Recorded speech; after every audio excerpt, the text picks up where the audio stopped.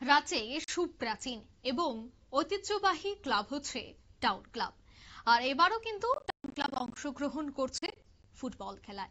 রাজ্য ফুটবল আয়োজিত যে খেলার আয়োজন করা হচ্ছে রাখাল শিল্ড এবং এ ডিভিশন লিগের, সেই লিগে কিন্তু টাউন ক্লাবও তাদের প্রস্তুতি সেরে ফেলেছে।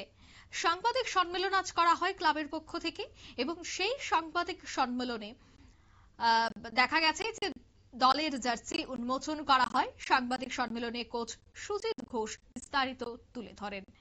রাজ্য ফুটবল অ্যাসোসিয়েশন আয়োজিত এই লিগের জন্য কিন্তু প্রস্তুত হয়েছে রাজ্যের ঐতিহ্যবাহী এবং সুপ্রাচীন জনপ্রিয় ক্লাব টাউন ক্লাব। তবে সে বিষয়ে আজকের এই সাংবাদিক সম্মেলন থেকে কি বলছেন কোচ সুজিত ঘোষ শোনাবো। টাউন ক্লাবের যে দল গঠন করা হয়েছে তাতে আমাদের লোকাল প্লেয়ারকে প্রাধান্য দেওয়া হয়েছে বেশি। এছাড়াও ইন্টারস্টেট প্লেয়ার আছে 6 জন। টিমের টোটাল 2 জন গোলকিপার, 7 জন ডিফেন্স, 7 জন মিডফিল্ড, 6 জন অফেন্স। এইভাবে দলটা গঠন করা হয়েছে।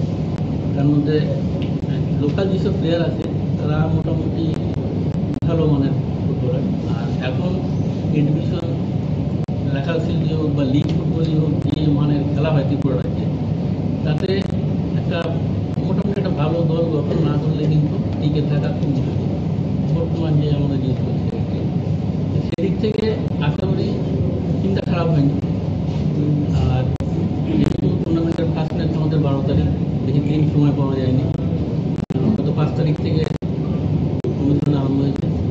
আমাদের ফার্স্ট খেলা 12 তারিখ হচ্ছে জুয়েল অ্যাকচুয়ালি যে কোনো টিম করতে গেলে বা যে কোনো টুর্নামেন্ট খেলতে গেলে যে ধরনের একটা প্রস্তুতি, তার কিন্তু সেরকম ধরনের কিছু হয়।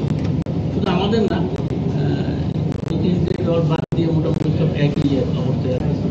সেদিক থেকে আমরা যে 2-3 দিন সময় বা দিন আরো বেশি পাওয়া গেছে, সেদিক থেকে চিন্তা করলে যে আমার দলটা মোটামুটি আশা করি ভালো খেলবে এবং